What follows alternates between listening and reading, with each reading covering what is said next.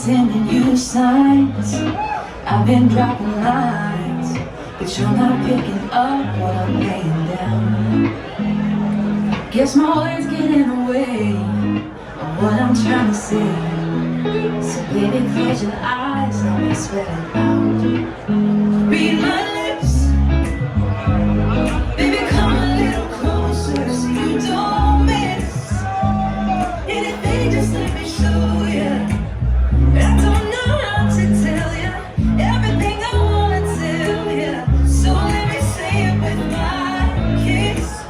Read my lips, read my lips. Those are my files. Yeah, we had them couriered over. And listen, good work. They're a great start. We're just going to have to spend a little time filling in the holes in your research. Excuse me, Teresa, is it? There are no holes in my research. No offense.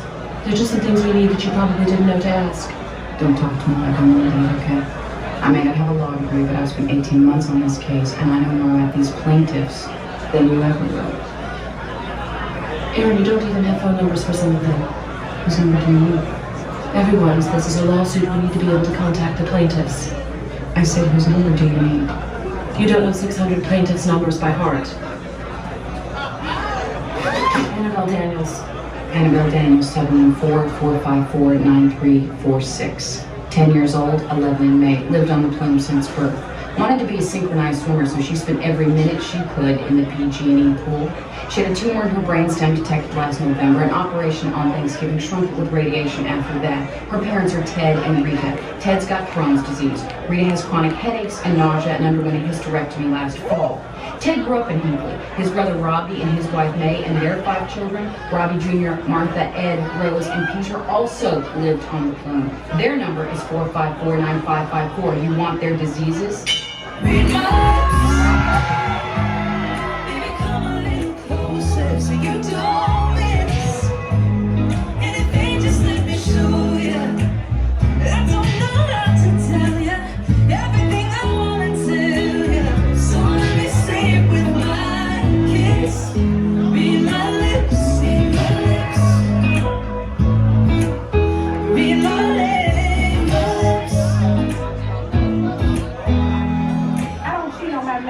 And let's talk about the subject at hand.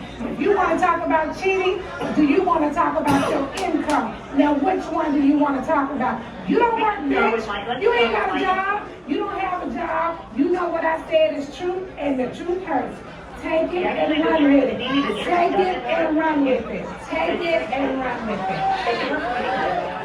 The truth doesn't hurt me. It hurts. You calling me on a show that I'm on. Go to sleep. It's late in Atlanta. Good night. Good night. We have no interest in talking to you. Why are you calling in on why I'm on the show? You're so interested in what I'm doing. Close your legs to marry me. Close your legs to marry me and trash box. Close your legs to marry me and trash box. We'll call you later. Good night. I'm sorry. Bye, trash box. Bye-bye. You can continue to do trashy. Good night. Good night, trash box. Good night. Kim, what did you, first of all, where are you, Kevin? I'm actually the one about 100 Oh my God, how did you get Bravo in Bahamas?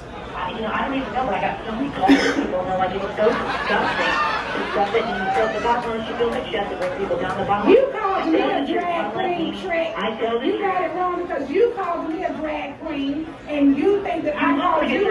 You called me a drag, but I am a beautiful drag queen, boo. You need to go somewhere. Drag queens are great. I love drag queens. You're the one that called me a drag queen, and I think that it was a compliment. Thank you. Read my lips, baby, come a little closer so you don't miss anything. Just let me show you. I don't know how to tell you everything I wanna tell you. So let me say it with my kiss. Read my lips. No, Mr. Briquette, I have not forgotten. I was thinking that you seem to have forgotten the phrase, separation of church and state. But the one thing I did forget was just how divisive and dishonest and distasteful someone like you can be. I've sat here today and listened to you pander to these people, but you don't actually care about them, or you wouldn't be sitting here reinforcing their ignorance and prejudices. You heard that, caller. She just called you ignorant and prejudiced. I do not think everyone in America is ignorant. Far from it. But we are today probably the most uneducated, underread, and illiterate nation in the Western Hemisphere, which makes it all the more puzzling to me why the biggest question on your small mind is whether or not little Johnny is going to recite the Pledge of Allegiance every morning. I'll tell you something else, Mr. Briquette.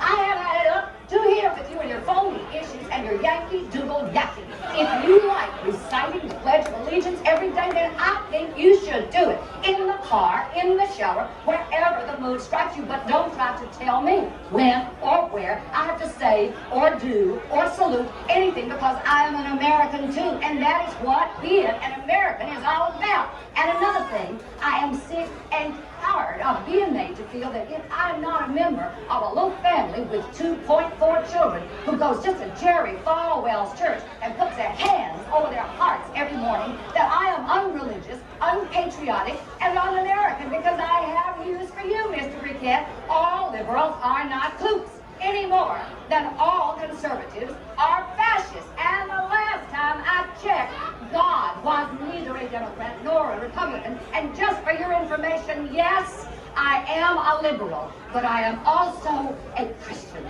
And I get down on my knees and pray every day on my own turf, on my own time. One of the things that I pray for, Mr. Briquette, is that people with power will get good sense. People with power will get good sense. People with power will get good sense. And people with good sense will get power. And that the rest of us will be blessed with the patience and the strength to survive the people like you in the meantime.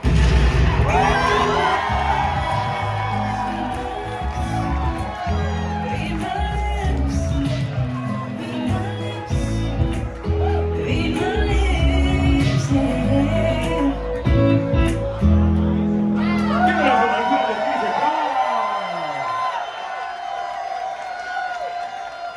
Yes, motherfuckers! Oh my God! Oh my goodness! Let me run around with the bucket real quick. I know